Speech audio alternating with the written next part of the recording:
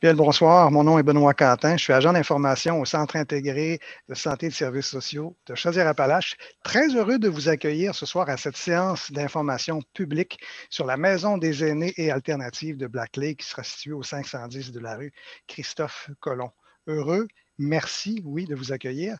Et justement, au lieu de profiter de cette belle soirée, en tout cas, vous êtes avec nous pour un petit bout de temps. Vous allez voir, vous ne le regretterez pas parce qu'on a beaucoup d'informations à vous transmettre sur ce projet extraordinaire qui mijote depuis plusieurs années déjà, mais enfin va se concrétiser au cours des prochains mois et qui offrira aux aînés ainsi qu'aux personnes ayant un handicap la possibilité de vivre dans un nouveau milieu de vie, un nouveau milieu d'hébergement qui va ressembler encore plus, c'est ce qu'on souhaite, à leur domicile et qui va aussi favoriser les contacts humains, des installations améliorées sur le plan de l'esthétique. Bref, un projet vraiment exceptionnel pour les aînés. On va vous en parler en long et en large au cours des prochaines minutes.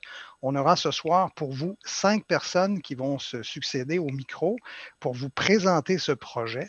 Je vous rappelle tout de suite que cette séance sera enregistrée ce soir, ce qui permettra à vous de la voir ou de la revoir. Sinon, vous pouvez aussi le dire à vos amis que cette séance sera disponible en version donc rediffusée sur le site web Maison des aînés, 6ca/Maison des aînés. Donc, comment ça va se passer au cours des prochaines minutes? 5 personnes vont se succéder. Il y aura aussi par la suite une séance de questions. Vous allez voir vos micros, vous ne pourrez pas les activer, vous ne pourrez pas activer vos caméras non plus. Par contre, il y a un chat, donc un endroit où vous pourrez poser vos questions tout au long de la séance. Donc, vous allez voir, si vous êtes en mode, non pas plein écran, là, mais en mode ordinaire, vous allez apercevoir à votre droite, si ma mémoire est bonne, un petit espace carré où vous pouvez noter en tout temps vos questions dans notre chat et puis on va s'alimenter un peu plus tard au cours de la soirée de vos questions pour une plénière qui aura lieu donc après les 5 présentations. N'hésitez pas tout au long de la présentation à nous envoyer vos questions. Donc, si on commençait par voir à quoi ça ressemble cette soirée, eh bien, pour débuter, il y aura une introduction du projet, un peu la philosophie derrière tout ce projet. On vous parlera aussi du concept architectural de base de la Maison des aînés et alternatives, un contexte aussi d'implantation, le plan d'aménagement paysager. On parlera de la gestion du projet, des échéanciers des travaux, des enjeux potentiels et aussi, par la suite, donc une séance de questions et d'échanges. Commençons tout de suite, sans plus tarder, cette première présentation. On a le plaisir d'accueillir Mme Josée Chouinard. Elle est directrice du programme de soutien à l'autonomie des personnes âgées au Centre intégré de santé et de services sociaux de Chaudière-Appalaches. Mme Chouinard, à vous la parole.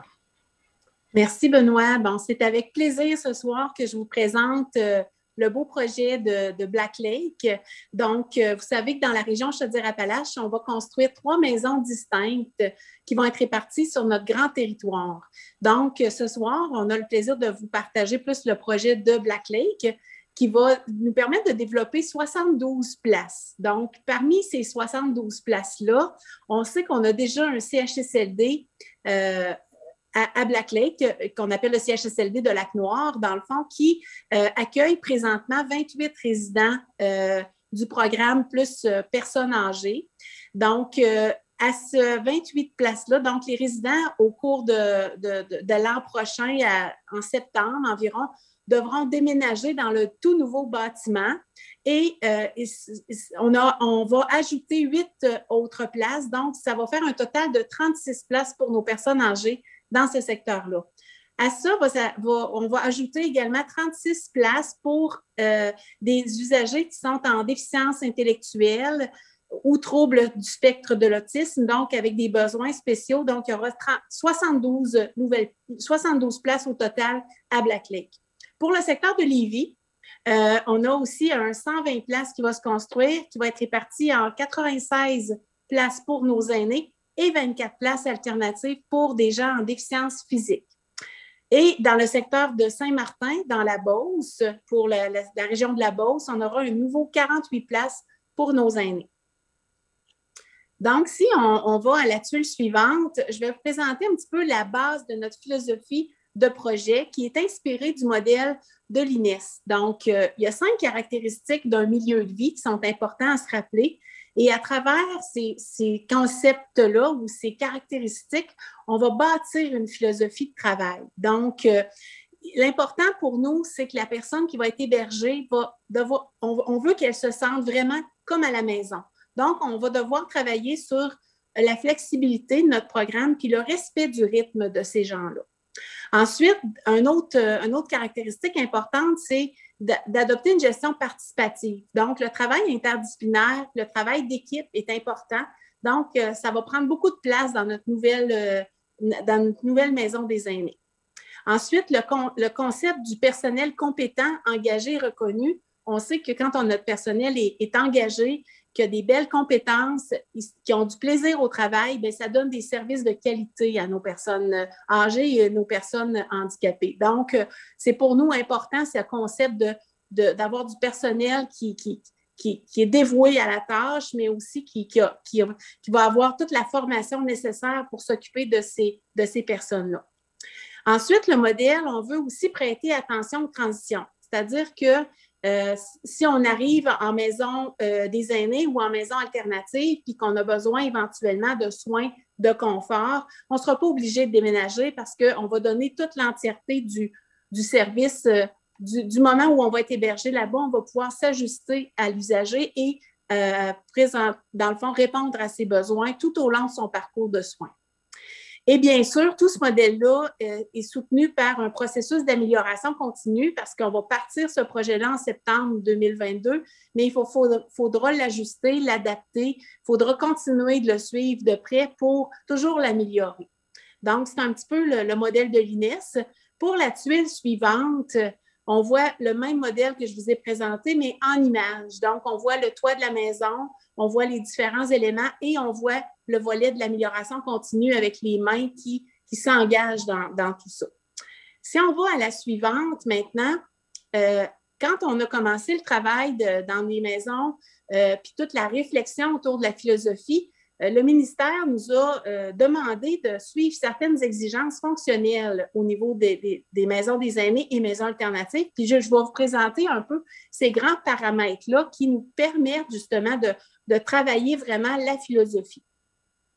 Donc, un premier élément, c'est surtout qu'on veut passer d'un modèle, dans le fond, qui va nous permettre de travailler sur les pratiques innovantes. C'est-à-dire qu'on sait que la clientèle a changé au fil du temps dans nos CHSLD. On sait qu'on doit s'ajuster au niveau de nos pratiques. Donc, il faut aller de l'avant avec les meilleures pratiques, dans le fond, puis les recherches tendent justement à nous faire revoir nos façons de faire. Donc, c'est des choses qu'on va intégrer dans les nouveaux modèles. L'autre élément qui est important et très important pour nous en Chaudière-Appalaches, c'est toute l'implication de la communauté.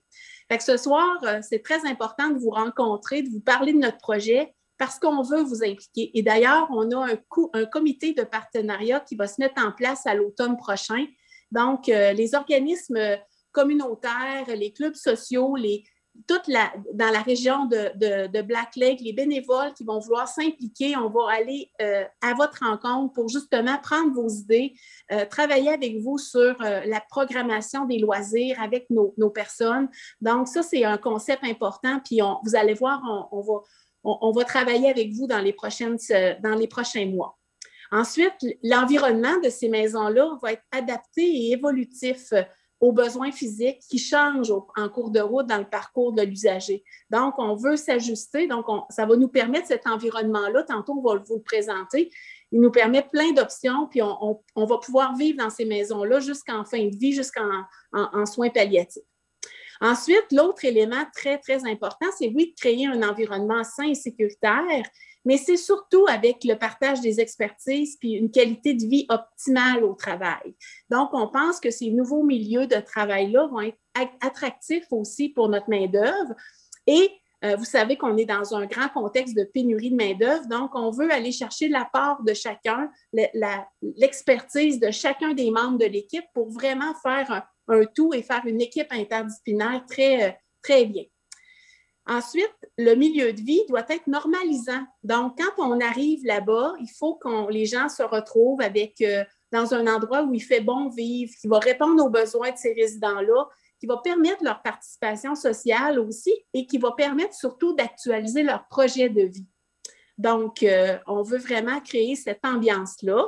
Ensuite, j'en ai parlé un petit peu, le personnel compétent, les médecins, les bénévoles, les proches, les membres de la communauté, vous allez tous être présents autour de l'usager pour vraiment faire une organisation unie ensemble pour vraiment répondre aux besoins. Dans les chambres, vous allez voir tantôt, le concept de personnaliser l'environnement physique est possible. D'apporter des objets personnels, de décorer la chambre avec des choses qu'on veut garder en souvenir. Donc, ça va être important. Puis, ça nous apprend beaucoup sur la personnalité de ces personnes-là quand on peut justement découvrir par leur histoire de vie, l'histoire de leurs objets personnels sur lesquels ils tiennent beaucoup. Ça nous aide à vraiment communiquer avec nos résidents. Et un autre élément important, c'est l'encouragement, dans le fond, au développement et le maintien de l'autonomie de ces usagers-là. Donc, pas faire à la place d'eux, mais les faire participer à leur activité. Tout ça dans un contexte d'accessibilité universelle. Fait que vous allez voir, nos architectes ont travaillé fort sur l'accès universel pour qu'une personne en fauteuil roulant ou qui a un accès limité va pouvoir se déplacer à l'intérieur de tout le bâtiment sans aucune difficulté. Ça fait le tour de ce que j'avais à vous dire. Merci beaucoup, Josée Chouinard. Je vous rappelle pour les questions, hein, vous les écrivez au fur et à mesure qu'elles vous viennent à l'esprit, aucun problème. On les garde en note dans notre petit chat et on y reviendra après toutes les présentations. Au tour maintenant de Richard Péné pour la suite des choses. Il est directeur des programmes en déficience, en troubles du spectre de l'autisme et en réadaptation physique au CIS de Chaudière-Appalaches. Richard? Bonsoir tout le monde, merci de vous joindre à nous. La première diapositive, j'allais vous dire première acétate, je pense que ça ne m'aidait pas. La première diapositive nous exprime bien, dans le fond, vers où on veut aller. On a un historique au Québec de modèles plus institutionnels et on veut tendre vers un autre milieu de vie, un type de milieu de vie qui va nous permettre d'accompagner davantage nos usagers, tant ceux qui sont avec un profil gériatrique que ceux qu'on retrouve dans les maisons alternatives qui sont plus des adultes avec une déficience, qui ont des besoins particuliers en termes de soutien et de suivi. Oui, merci. Bon, les maisons des aînés, maisons alternatives, sont composées de maisonnées. Dans le fond, on souhaite avoir des maisonnées d'une douzaine de résidents dont la configuration et l'ameublement revêt un caractère résidentiel pour répondre davantage aux spécificités de nos clientèles.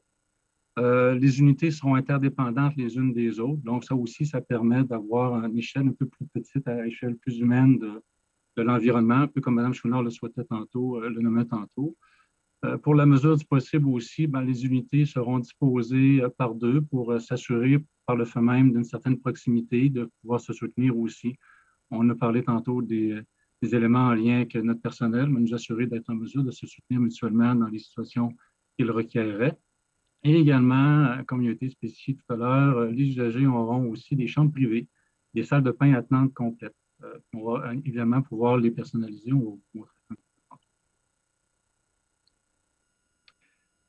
Bon, dans le parcours des résidents, qui seront autant pour la clientèle en déficience que pour la clientèle en perte d'autonomie, on vise à avoir une adaptation de l'environnement qui va permettre aussi à nos résidents d'avoir des repères visuels faciles, de leur permettre aussi d'avoir des activités qui seront à leur portée en fonction de leur capacité, leur intérêt, et aussi en fonction de maintenir. On a parlé tantôt qu'on veut conduire nos usagers jusqu'à la fin de leur vie, quand ça sera possible de le faire.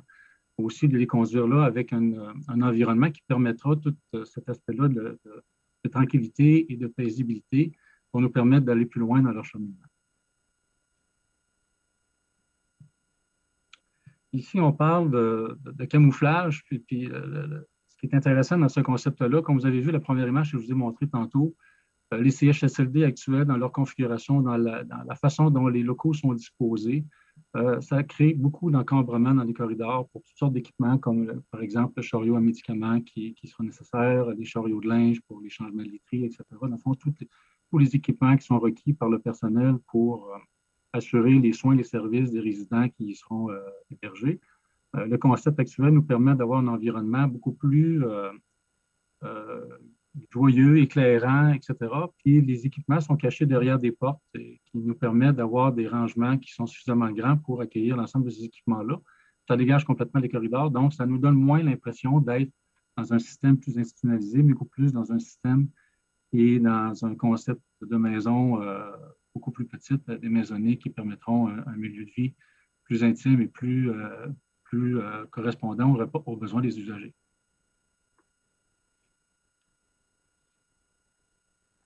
Bon, comme on le disait tout à l'heure, c'est un changement de culture assez important dans l'approche des soins et des services pour la clientèle issue des CHSLD, ainsi que le personnel. Il faut qu'on se le dise quand même.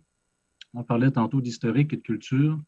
On a une belle occasion aujourd'hui de faire différemment dans la suite des choses. Puis, inévitablement, ces réflexions-là qui sont à se faire pour les maisons alternatives et les maisons des aînés nous amènent également à réfléchir sur les modèles actuels qu'on a actuellement dans nos CHSLD. Donc, ça aussi, ça permet ces grandes réflexions-là. Il y a un intérêt marqué pour les maisons alternatives et les maisons des aînés, mais il y a une déclination de ça qui se fait aussi pour les autres milieux de vie dans lesquels on accompagne nos usagers. Il y a des enjeux également au niveau des budgets qui sont octroyés. Actuellement, on travaille dans ces concepts-là avec des enveloppes plutôt fermées, avec des postulants qui font des appels d'offres. Il y a toujours des enjeux lors de l'ouverture des appels d'offres. Donc, il y a ça aussi qui est à considérer dans la suite des éléments liés à ces différents chantiers. Et également les échéanciers qui sont très serrés. À ce niveau-là, on a commencé les travaux dans les secteurs de Saint-Étienne en novembre dernier, suivant le processus d'appel d'offres qui y était associé. Pour janvier qui vient de passer, les plans et devis ont été finalisés pour les secteurs de Thetford et également de Saint-Martin. Les appels d'offres, on est en fin de retour sur les soumissionnaires ou les gens qui ont soumis leur devis pour la construction à venir. Et il est visé pour septembre 2022 à ce que les 3 maisons identifiées dans nos installations de 6 soient ouvertes et accessibles, dans le fond, à nos clientèles dès septembre 2022. Je vais me permettre... Oui, vas-y donc, Josée. Je vais me permettre d'ajouter un élément important qu'on n'a pas dans nos diapositives, mais souvent, on nous pose la question comment on va pouvoir accéder aux maisons des aînés, dans le fond, dans les futures années. Donc, pour accéder, on a ce qu'on appelle dans tous les CHSLD un mécanisme d'accès à l'hébergement, c'est-à-dire ça prend une évaluation des besoins biopsychosociaux attestés par le médecin et par un travailleur social, puis une équipe interdisciplinaire. Donc, si le besoin d'hébergement est vraiment est énoncé par l'équipe, par l'usager, par sa famille, on va faire le choix là, d'entrer en CHSLD. Alors, les critères actuellement qui vont être utilisés pour faire l'admission des usagers, chacun de nos programmes le vient pour les personnes âgées et pour les personnes handicapées. Du côté de Richard, on a établi des critères.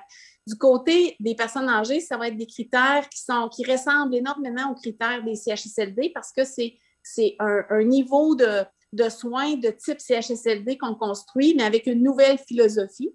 Puis du côté de Richard, il y a eu quand même des discussions pour qu'on admette de la clientèle dans des micro-milieux avec des besoins particuliers. Et ça, si vous avez besoin de questionnement, c'est les équipes au niveau des soins à domicile qui vont pouvoir répondre à vos questions pour tout ce qui est en regard de l'admission des usagers. Puis ça va se dessiner dans les prochains mois. Là, on va clarifier tous ces éléments-là. Fait que je trouvais ça important de vous en parler parce qu'on a souvent des questions pour ces aspects-là. Merci beaucoup. Merci Josée, merci Richard. Ça fait un peu le tour de la philosophie derrière la Maison des aînés alternative de Black Lake. Il y a quelques personnes qui nous écrivent, qui nous disent est-ce qu'on pourra accéder à ces propos-là qui ont été illustrés ce soir? Je vous rappelle que la séance est enregistrée, donc si vous en manquez des bouts, ce n'est pas très grave parce que vous pourrez vous reprendre. La séance est enregistrée et sera déposée sur le site www.6ca.com/maison au pluriel, maison des aînés. Alors, dès demain ou après-demain, là, vous pourrez revoir cette présentation. Bon, on a fait le tour au niveau de la philosophie. Maintenant, au niveau de l'architecture, le concept derrière tout ça, le concept architecturale. Pour nous en parler, Mme Geneviève Champagne est avec nous ce soir. Elle est chargée de projet au 6 Centre intégré de santé et de services sociaux de Chaudière-Appalaches. À vous la parole. Bonsoir tout le monde. Merci Benoît. Contente d'être avec vous là, pour vous parler davantage du volet architectural.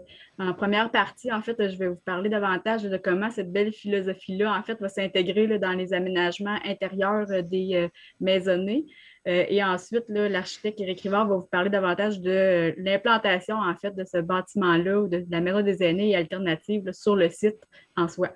Donc, au niveau des aménagements intérieurs, ce qu'on retrouve dans les maisons des aînés et alternatives, en fait, c'est des espaces, tout d'abord un espace d'accueil qu'on voit sur l'encadré en blanc qui est identifié par un A. On va retrouver les maisonnées en soi, dans les maisonnées qui regroupent en fait 12 usagers, donc 12 chambres individuelles avec salle de bain complète, qui vont ceinturer en fait un jardin, une cour intérieure, là, comme on le voit sur l'image, le diagramme de droite. Là, en fait, les maisonnées en soi sont de forme un peu en L pour venir ceinturer le jardin. Donc, tous les espaces de vie vont donner, être fenestrés en fait sur cet espace-là, ce qui va être vraiment intéressant pour les résidents. Et on va retrouver également le soutien aux maisonnées là, qui est dans l'encadré violet identifié par un C, en fait, qui va venir soutenir là, tous les soins qui vont être apportés aux résidents. Là, ils vont être centralisés dans cet espace-là pour venir desservir en fait 2 maisonnées de 12 usagers. Puis, finalement, on va retrouver tous les services là, alimentaires, administratifs, le soutien au personnel, le soutien général et approvisionnement là, dans vraiment à l'extérieur des maisonnées, dans un espace dédié à ça. Donc, on va vraiment avoir des circulations distinctes là, pour tout ce qui est le niveau logistique, administratif versus ce qui est dédié vraiment aux résidents, aux usagers qui sont vraiment dans les maisonnées, des espaces qui vont vraiment se ressembler, se rapprocher en fait de la maison. On peut voir sur l'image de gauche en bas, en fait, si on revient à la diapo, une vue en fait du jardin, là, une modélisation là, qui va nous montrer un peu l'esprit qu'on va retrouver dans nos cours intérieures, là, qui va être très intéressant et accessible en fait pour les résidents. Donc, les maisonnées qui vont se retrouver au rez-de-chaussée, en fait, vont avoir l'accès directement à cette cour intérieure-là. Mais pour toutes les maisonnées qui vont se retrouver aux étages supérieurs, ils vont avoir accès à des balcons et l'accès aussi via un ascenseur là, à la cour intérieure. Donc, pour ce Black Lake, en fait, on va retrouver, on a 72 résidents, donc on va avoir 6 maisonnées de 12 usagers qui vont être réparties, en fait, sur 3 étages. Donc, on peut passer à la diapositive suivante. Ici, on voit davantage là, le détail au niveau des aménagements intérieurs des maisonnées. Donc, comment la maisonnée s'aménage en soi. On a vraiment les espaces communs là, qui sont représentés en bleu sur le plan de droite.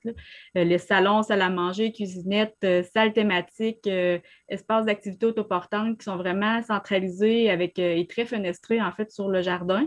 Puis, autour de ces espaces communs-là, on va vraiment retrouver les chambres individuelles avec fenestration aussi, avec salle de bain attenante là, privée pour chacune des chambres. Et sur le plan, on voit en fait là, 2 maisonnées qui ceinturent la cour intérieure et on va retrouver le bloc logistique qui est au centre. Puis chaque maisonnée en soi, en fait, est munie d'un vestibule. Donc, c'est pour ça qu'on dit une maisonnée, parce qu'ils sont vraiment. Chaque maisonnée comprend en fait sa cuisine, sa cuisinette, son salon, sa salle d'activité. Donc, c'est vraiment des regroupements de 12 résidents pour se rapprocher vraiment et créer une espèce de cocon familial, si on veut, dans ces espaces-là, pour se rapprocher en fait de l'esprit des maisons en soi. Puis, chaque chambre individuelle aussi va avoir une fenestration intéressante là, de type là, oriel, en fait, c'est qu'on va avoir une fenestration là, sur 3 façades. Donc, on voit les décrochés là, sur le mur extérieur en périphérie, qui va maximiser l'éclairage aussi, puis la vision là, à partir de la chambre des usagers là, sur l'extérieur. On peut passer à la prochaine diapo. On voit ici, en fait, là, en violet, vraiment l'espace là, qui est dédié au soutien aux maisonnées. Dans ces locaux-là, dans ces espaces-là, c'est là qu'on va retrouver le centre de coordination qu'on connaît comme poste de garde actuellement dans nos CHSLD. On va retrouver aussi des espaces pour la salle de bain à hauteur variable, salle de civière-douche, pour les usagers qui ne seront peut-être pas aptes à utiliser leur salle de bain dans leur chambre. On va avoir quand même ces équipements-là pour pouvoir donner les soins aux usagers. On va retrouver aussi les utilités propres, les utilités souillées, local, hygiène, salubrité, dans cet espace-là, vraiment, qui va être accessible pour le personnel, mais qui est vraiment sorti, en fait, des maisonnées pour qu'on garde l'esprit qui se rapproche le plus de la maison dans nos espaces dédiés aux résidents, en fait. pour la prochaine diapo. On veut voir ici une chambre type là, plus en détail, en fait. Fait qu'on a vraiment la chambre, la chambre individuelle avec la salle de bain attenante, avec la douche sans seuil, en fait, un type de douche à l'italienne. Puis on peut voir sur l'image de gauche là, une vue 3D là, de la chambre. Donc, tantôt, on parlait que les résidents vont pouvoir vraiment personnaliser leur espace. Il va y avoir une partie sur le mur où est-ce qu'on va pouvoir faire de l'affichage ou autres éléments, ou par la literie, la peinture, peut-être qu'on va pouvoir personnaliser vraiment les chambres là, au goût des usagers. Puis aussi, j'en ai parlé rapidement tout à l'heure des cours intérieurs, mais j'aimerais ça glisser un mot en fait, parce qu'on veut justement développer une collaboration avec la communauté pour participer puis organiser des activités à l'intérieur des cours intérieurs, en fait. Puis on veut aussi développer peut-être un partenariat avec la communauté pour avoir une fermette aussi qui sera accessible là, pour le CPE qui est à proximité. Là, on va le voir quand on va parler plus d'implantation tout à l'heure, là, mais on est à proximité d'un CPE à Black Lake. Donc, ça va être intéressant d'avoir cette collaboration-là, puis ce lien, cet échange intergénérationnel-là en fait, entre nos résidents puis les enfants d'à côté. Donc, je vais laisser, ça complète un peu ce que je voulais vous présenter pour les aménagements intérieurs. Donc, vous allez voir dans la prochaine partie, l'architecte va vous parler davantage de comment ce bâtiment-là, cette maison des aînés et alternative-là vient s'implanter en fait sur le terrain. Je rappelle aussi qu'il y aura une période de questions qui va suivre nos présentations. Vous pouvez en ce moment même écrire vos questions. Il y a une petite boîte dédiée à cet effet dans la page d'accueil ce soir. Alors, n'hésitez pas à transmettre vos questions à qui vous voulez ou juste de façon générale. Nous, on va les adresser à notre panel un petit peu plus tard. Donc, allons-y cette fois-ci avec une présentation d'Éric Rivard. Il est architecte associé au groupe A. À vous. Merci, Benoît. Donc, il me fait plaisir de vous présenter le contexte d'implantation de la Maison des aînés particulier à Black Lake.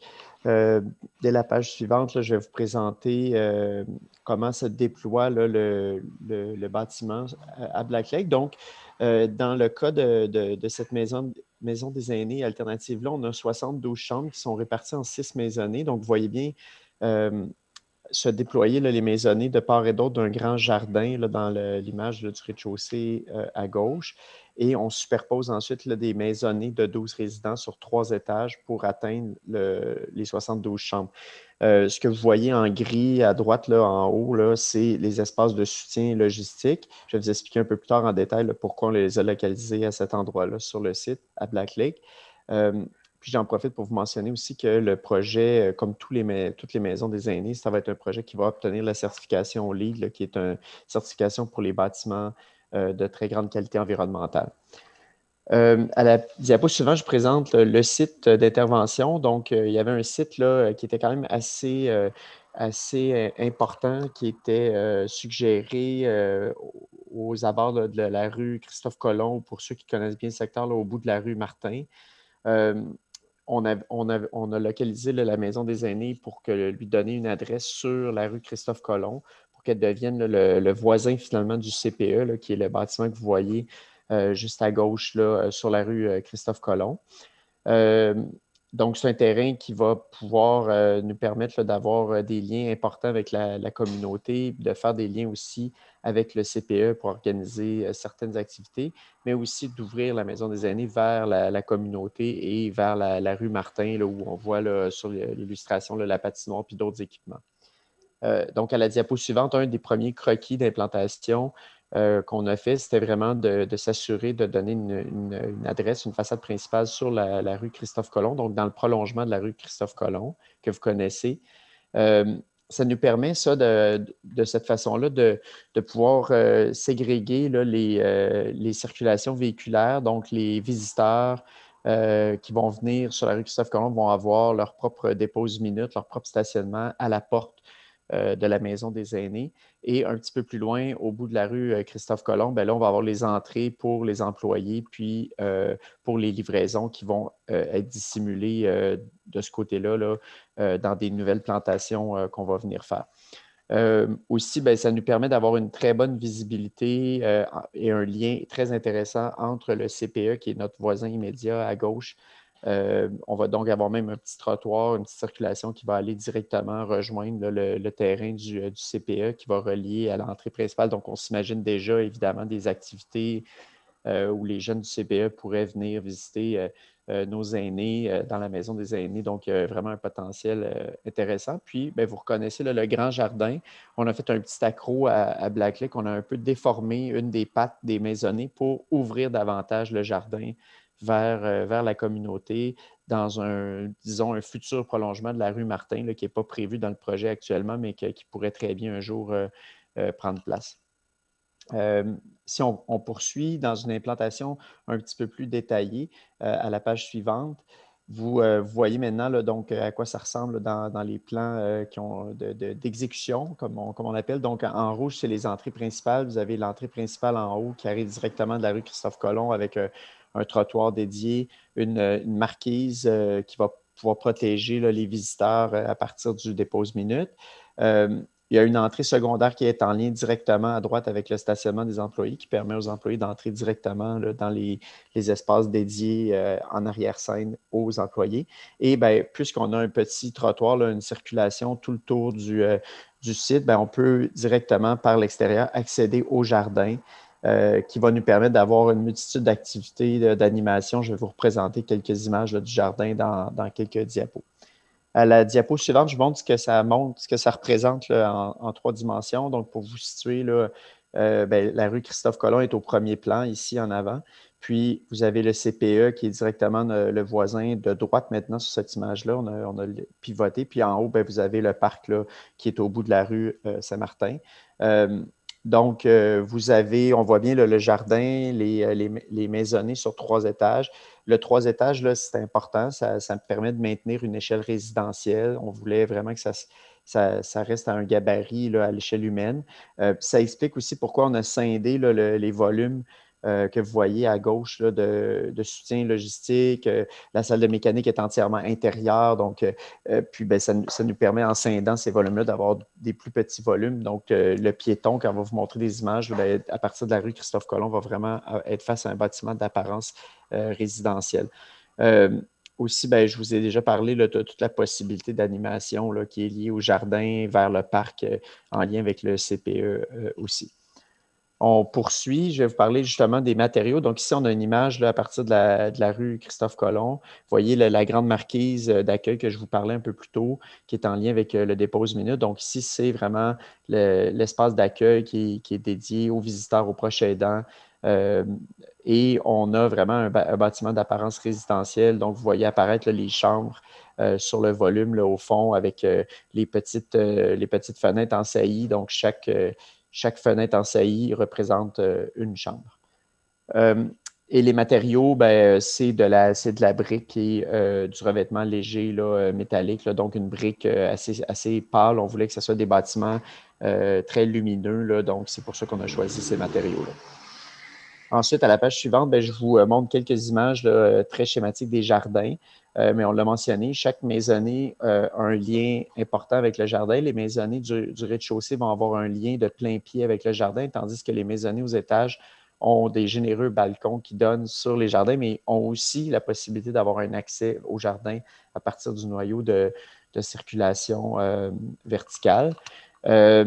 Dans le jardin, bien, il y a tout un programme là, qui se met en place, des aménagements pour favoriser la tenue d'une multitude d'activités. Il y a un petit pavillon de jardin dans lequel on va pouvoir ranger des équipements, on va pouvoir animer. Il y a une pergola pour s'assurer qu'il y ait de l'ombre pour les résidents. Puis, bien aussi, juste à l'extérieur du jardin, dans ce projet-ci, on a une petite fermette là, qui va se mettre en place avec la collaboration là, du CIS qui va permettre d'avoir une animation supplémentaire donc pour impliquer les personnes âgées là, puis continuer à les occuper au quotidien.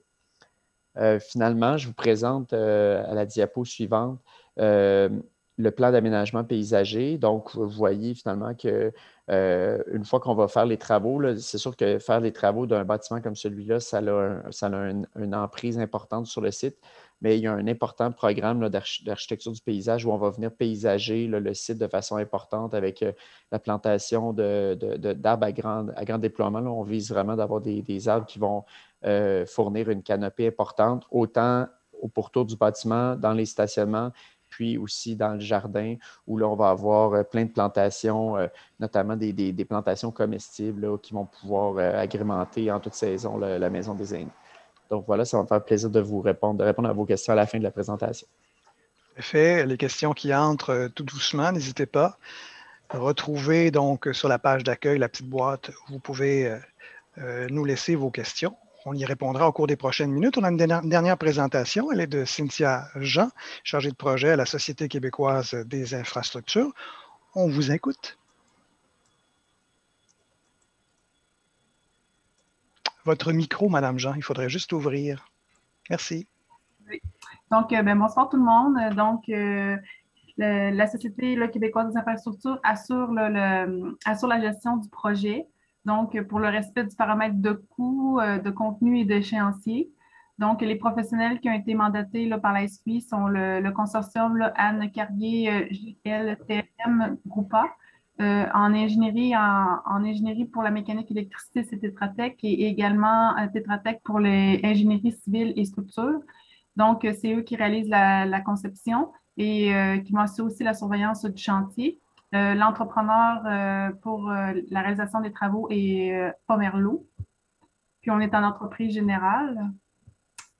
Donc, l'échéancier des travaux, donc on prévoit débuter les travaux sous peu pour les terminer en juillet l'année prochaine, là, pour qu'en octobre, on puisse prendre, que le 6 puisse prendre occupation des lieux. Donc, au niveau des enjeux potentiels pour le voisinage, donc c'est sûr qu'il va y avoir un peu, durant le chantier, une circulation lourde, le cabionnage dans les rues du quartier pour les livraisons, une circulation en général plus accrue là, pour la présence des ouvriers au chantier, possibilité de poussière ou de saleté dans les rues, mais ce point-là va être géré là, dans le cadre des mesures LEED du projet. Possibilité de bruit, mais les règlements de la ville là, seront respectés. Possibilité d'éclairage en soirée pour les travaux. Aussi, comme vous avez pu voir, il va y avoir du déboisement, mais il y a eu des vérifications, puis il n'y a pas d'habitat faunique ni floristique pour les espèces à statut précaire, donc dans le secteur, donc aucun enjeu de nidification. Puis aussi, on sait qu'on est à 80 mètres, donc il y a présence d'amiante dans le sol, donc l'excavation va être faite là, en respectant là, les normes là, de travail établies par la CNSST. Donc, à retenir, ben, c'est ça, là, dans le fond, aviser le 6 de Chaudière-Appalaches en cas de problème, puis la présence de Pomerleau va être en permanence le chantier. Voilà. Merci beaucoup, Mme Jean. Effectivement, pour nous joindre, il n'y a aucun souci, il y a une adresse courriel, vous la voyez à l'écran, le mdaa.cca@sss.gouv.qc.ca pour nous joindre. Laissez vos questions, on va y répondre. Et puis, si vous voulez plus d'informations sur ce projet en général, faites le www.cca.com/maison au pluriel, donc Maison des aînés.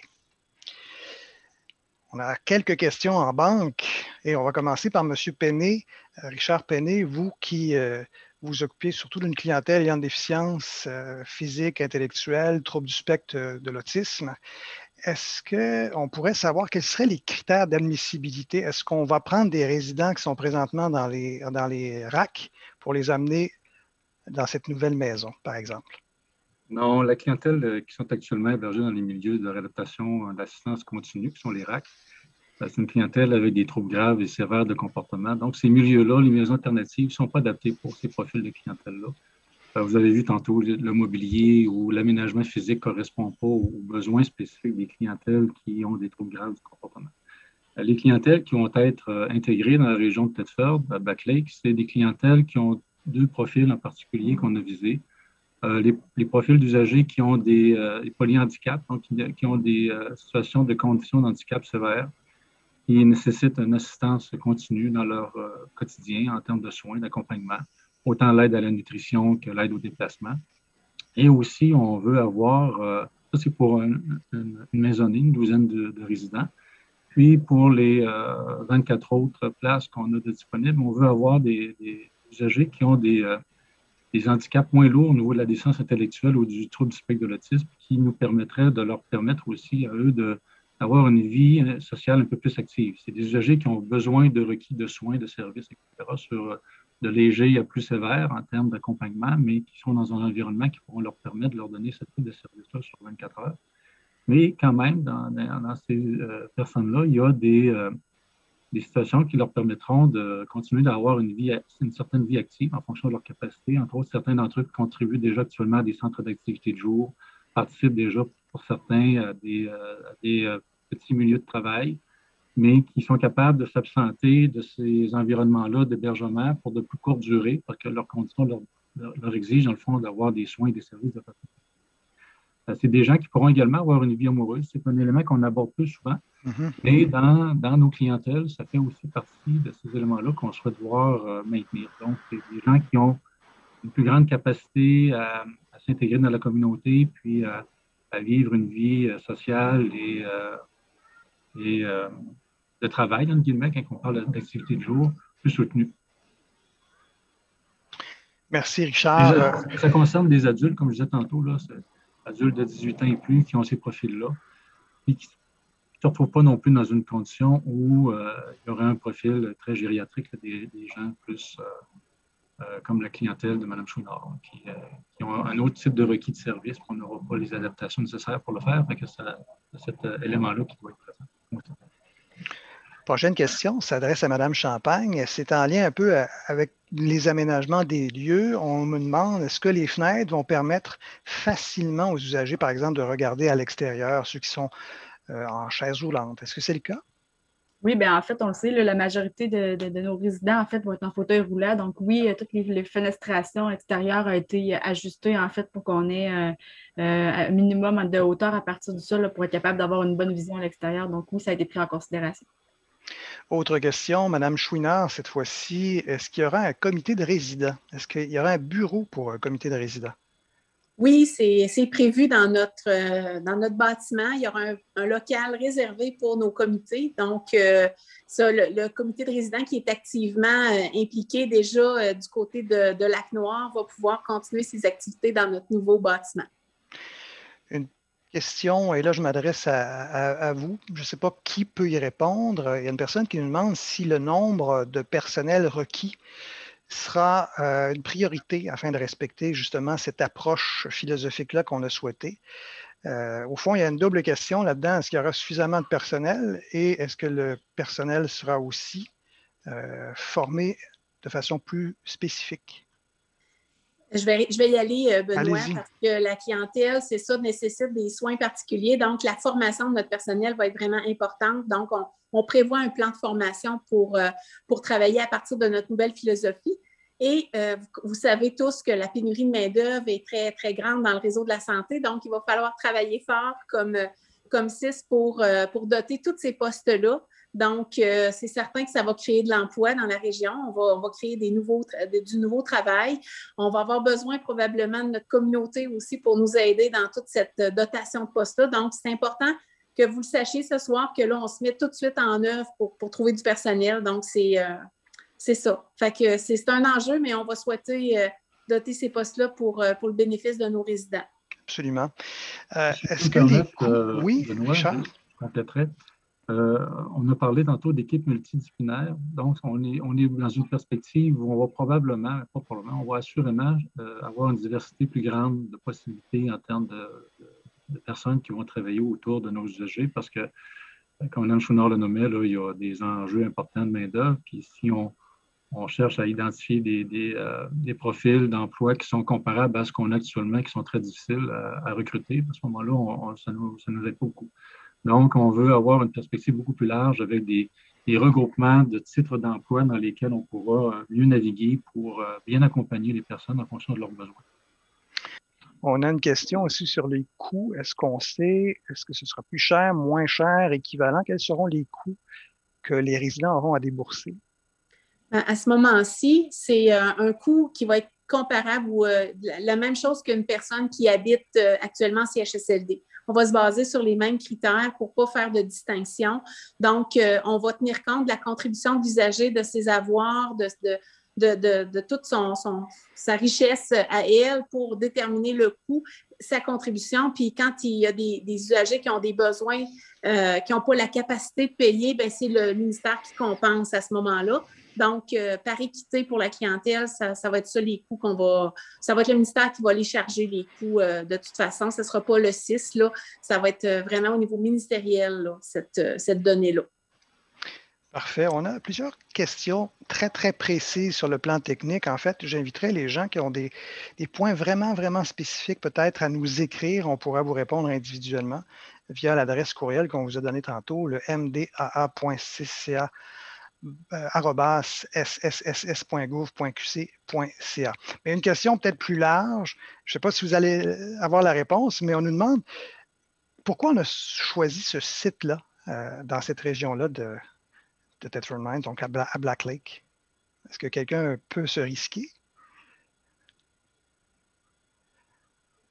On n'a pas la réponse, si je comprends bien. Je peux répondre, mais en Oui. fait, c'est que la décision a été prise en entente avec le ministère. Donc, c'est des choix qui ont été faits initialement tôt dans le projet. Donc, on n'a pas la réponse spécifique, mais la personne peut peut-être adresser la question via l'adresse courriel, puis on pourra prendre le temps d'y répondre correctement. Je pense que vous y avez répondu tout à l'heure, Madame Jean, mais je vous la repose quand même. À quand le début du projet? À quand la première pelletée de terre? Bien, la réunion de démarrage là, va avoir lieu sous peu, donc on peut penser là, à une première pelletée de terre d'ici la fin juin, début juillet. Pour une occupation, comme vous le disiez, quelque part en octobre 2022, c'est bien ça, ou à peu près là? Septembre 2022. Qu'est-ce qui va arriver avec l'actuel bâtiment du CHSLD? En fait, on est encore en discussion sur ce qui va arriver avec le CHSLD actuellement. On regarde plusieurs possibilités, mais il n'y a pas encore de choix final qui a été fait à ce niveau-là. Parfait. On y a, je pense, en partie répondu tout à l'heure, Richard, à cette question. On nous disait qu'on nous pose comme question dans l'ensemble du projet, là, comment on va sélectionner les nouveaux employés? Comment se fera le processus? Est-ce que ce sera différent du processus actuel dans un traditionnel CHSLD, par exemple? Je peux compléter. On a toujours nos mécanismes internes d'établissement, comme pour n'importe quel établissement ou employeur là, de recrutement des ressources. Donc, il va y avoir assurément des postes à combler. Les postes à combler pourront l'être pour une partie d'entre eux par du personnel déjà en place dans l'établissement qui auront l'intérêt et le goût de s'inscrire dans une aventure comme celle-là. Et pour la suite, et pour les postes non comblés, évidemment, il y a un processus, comme j'expliquais, qui est interne. Par la suite, les postes non comblés, on peut aller en affichage externe. Donc, ces affichages externes-là nous permettent d'aller recruter des gens qui ne sont pas des travailleurs du CIS pour nous permettre de les intégrer dans nos postes qui seront disponibles là, dès qu'on sera en mesure d'aller afficher ces postes-là à l'extérieur des accréditations, entre guillemets, c'est-à-dire au terme des affichages internes, et qui rendront les postes disponibles là, par les voies naturelles qu'on rencontre là, sur le site de Chaudière-Appalaches. Vous pouvez appliquer sur les postes, là, puis vous pouvez vous inscrire dans ça. Comment, justement, ces changements de philosophie, ces changements d'approche seront, je dirais, intégrés à la clientèle gériatrique? Parce que pour eux aussi, c'est un changement, hein? C'est une façon nouvelle de voir les choses. Comment vous pensez que ça peut se faire? C'est un changement important dans notre culture d'hébergement. Donc, il va falloir, dans le fond, beaucoup on va s'organiser, dans le fond, pour faire la transition de douce. Et c'est surtout que, dans le fond, on veut bien expliquer à notre personnel avant d'appliquer sur ces postes-là, quelles sont nos attentes envers eux, envers la façon de travailler, la flexibilité, le respect du rythme. Donc, on est en train, justement, comme CIS, de faire ce qu'on appelle des focus group avec nos employés de CHSLD pour convenir d'un modèle, justement, qui va vraiment permettre de travailler cette philosophie-là. Donc, on est en travaux avec les gens qui travaillent actuellement dans nos CHSLD et plusieurs des employés actuellement qui travaillent à Lac-Noir s'impliquent actuellement dans le changement. Donc, eux vont vivre un changement important parce qu'ils vont se déplacer dans un nouvel environnement, mais ils vont devoir adapter leurs pratiques aussi. Fait que c'est pour ça qu'on veut les impliquer. On veut déjà qu'ils comprennent vers où on s'en va pour bien faire les choses, puis les impliquer dans dans les décisions également qu'on prend actuellement. Et les résidents du Lac-Noir, eux, seront automatiquement transférés dans le nouvel édifice, c'est ça? Hein? Oui, il n'y aura pas de réévaluation. Les usagers qui sont actuellement bien déjà orientés en CHSLD ont des besoins de niveau de CHSLD, donc il n'y a pas d'inquiétude de ce côté-là.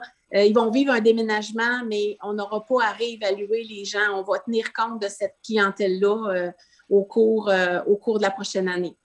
Donc, il y a un volet personnes aînées, mais il y a un volet aussi personnes avec un handicap. Est-ce qu'il y a, j'allais dire, un âge particulier? On me pose la question, est-ce qu'il y a des jeunes qui pourraient être intégrés? Oui, effectivement, il y a des jeunes qui pourraient être intégrés, qui ont 20 ans, 22 ans, 23 ans, 40 ans. Ce que Mme Chouinard expliquait, entre autres, au niveau de la culture, c'est un élément qui est un peu moins présent pour l'usager ayant un profil en déficience parce que ces usagers-là, actuellement, à part la clientèle en déficience physique, qu'on va plus se retrouver dans le secteur de Saint-Étienne, mais pour la région de Thetford, normalement, les usagers qui vont y être référés, ce n'est pas des usagers qui arrivent de CHSLD. Donc, ils ne sont pas dans un environnement de ce type-là. Ils sont souvent dans un environnement qui est soit dans une ressource de type familial ou une ressource intermédiaire ou qui pourrait même provenir de leur résidence dans leur milieu naturel. Donc, ils pourront bénéficier de ce type de mesures-là, de ce type d'hébergement-là. Donc, l'enjeu qu'on va avoir au niveau de la culture, c'est pas tant sur le volet de nos usagers, parce que ça va être du nouveau aussi pour eux. Ils n'auront pas à comparer un système par rapport à un autre, mais ça va être au niveau du personnel. Là, on va avoir à s'assurer que justement, ce que Mme Chouinard nous met tantôt, de travailler avec notre monde qui sont déjà actuellement en CHSLD, qui pourront dire, ben oui, j'ai de l'intérêt pour la clientèle en déficience. Finalement, je n'irai pas travailler en CHSLD ou en maison des aînés. Je vais préférer une clientèle en déficience, par exemple. On va vouloir s'assurer dans cette transition-là que les interventions seront adaptées puis qui seront en réponse, on va dire, aux besoins directs, dans le fond, des clientèles qui seront hébergées en déficience. Donc, on va avoir à s'assurer que cette concordance-là répond aux besoins, aux particularités de la clientèle. L'exemple qu'on pourrait se donner, c'est j'ai 26 ans, moi, j'ai une DI légère, par exemple, et j'ai des requis de service qui sont importants, mais j'aime bien gros écouter le hockey le soir, notamment le Canadien dans ses séries, puis ça drôle, cette année, ça tombe bien, il y a quelques supplémentaires qui se déroulent. Donc, il pourrait me permettre d'écouter une série en supplémentaire jusqu'à 11h, 11h30 le soir, ce qui n'est pas du courant actuellement là, pour les usagers qui sont même en ressources de type familial. Là. Donc, c'est un changement à ce niveau-là. Ça va impliquer des ressources qui vont vouloir s'investir dans ce type de milieu de travail-là qui vont répondre différemment aux besoins des usagers. Comme on l'a nommé en début de rencontre, on va viser évidemment à faire transpirer ces cultures-là, ces réflexions-là auprès des autres établissements de notre processus pour nous assurer que ça ne percole pas rien dans les maisons alternatives, dans les maisons des aînés, mais également dans les autres milieux de vie qui sont associés, notamment ceux qui sont en CHSLD. Il y a quand même plusieurs personnes curieuses à savoir, est-ce qu'on pourra faire une visite virtuelle par exemple, une maquette 3D, peut-être M. Rivard, Mme Jean, est-ce que ce serait une possibilité de faire une petite visite virtuelle? Est-ce que c'est dans les cartons? Bien, pour l'instant, nos maquettes sont plutôt faites pour donner des informations à l'entrepreneur pour construire. Donc, on ne peut pas se promener virtuellement dedans. Là, ils ne sont pas conçus comme une interface là, de jeux vidéo. Ils sont plus conçus avec une multitude de lignes très techniques. Là, donc, on n'a pas cet équipement-là, mais il y aura certainement de toute façon pour la communauté des visites en temps et lieu sur place. Là, donc, ça serait plutôt lors d'un événement porte ouverte ou un événement d'accueil que les gens vont pouvoir découvrir la nouvelle Maison des aînés. Absolument. Ou encore, ce sera mon boulot de faire une belle vidéo des lieux à présenter au public. On a une question relativement pointue en ce qui a trait au ratio employé par titre d'emploi. Est-ce que vous avez une idée ou c'est trop tôt à ce stade-ci? C'est trop tôt. On est justement en train de réfléchir à tout ça. On va avoir aussi certaines consignes du ministère pour la suite parce que ça prend un budget de fonctionnement pour faire tourner toutes ces nouvelles places-là. Donc, on attend sous peu là, des indications plus du ministère, mais c'est assurément qu'il faut tenir compte des besoins qui sont de la nature de la philosophie. Donc, si on veut donner plus de flexibilité, ça prend un petit peu plus de temps. Si on veut garder l'autonomie de nos usagers, il faut leur donner le temps de faire les choses et non pas faire à la place d'eux. Donc, ça va nécessiter un ajustement dans nos façons de travailler. Oui. J'ai une autre question en lien avec le travail aussi, mais encore là, c'est peut-être un petit peu trop tôt pour y répondre. Par exemple, si un préposé, un employé travaille dans une unité X, est-ce qu'il va aller dans une unité Y ou il va toujours rester au même endroit? Encore là, c'est peut-être un petit peu pointu à répondre à ce stade-ci. La volonté, c'est qu'on veut développer un lien relationnel avec les usagers. Donc, on va essayer, tant bien que faire se peut, hein, on est toujours dans la capacité d'avoir des employés qui sont avec les mêmes résidents, justement pour créer ce lien-là. Donc, on va éviter d'avoir à déplacer notre personnel d'une unité à l'autre de façon continue. Cependant, il peut y avoir des postes plus volants dans le bâtiment pour venir en aide à certaines périodes de la journée où on a besoin davantage de soutien dans une maisonnée ou dans l'autre. Mais de façon globale, on va essayer d'avoir une continuité des soins puis de préserver l'intimité de ces gens-là en relation ensemble. Merci. Merci à vous à la maison. Merci à vous, notre panel, de nous avoir fait ces belles présentations. On en sait un peu plus. On est bien heureux de ce projet qui, enfin, verra le jour de façon très, très concrète bientôt. Pour vous qui avez d'autres questions, comme je vous le disais, passez par notre adresse courriel. Ça nous fera un plaisir de vous répondre de façon individuelle au mdaa.cca@sss.gouv.qc.ca. Vous pouvez aussi avoir plus d'informations sur le projet en visitant notre page web au cca.com/maison, au pluriel, Maison des aînés. C'est complet pour nous ce soir. Merci à vous tous, panélistes. Merci à vous, surtout à la maison, qui avez décidé d'être avec nous au lieu d'aller profiter d'une soirée absolument exceptionnelle, très chaude et très douce. Merci encore à vous. Mon nom est Benoît Quentin. Je suis agent d'information au Centre intégré de santé et de services sociaux de Chaudière-Appalaches. N'hésitez pas à revoir cette présentation si vous avez encore d'autres interrogations ou pour plus de précision. Elle sera déposée sur notre page web. Merci beaucoup. Bonne soirée. À la prochaine.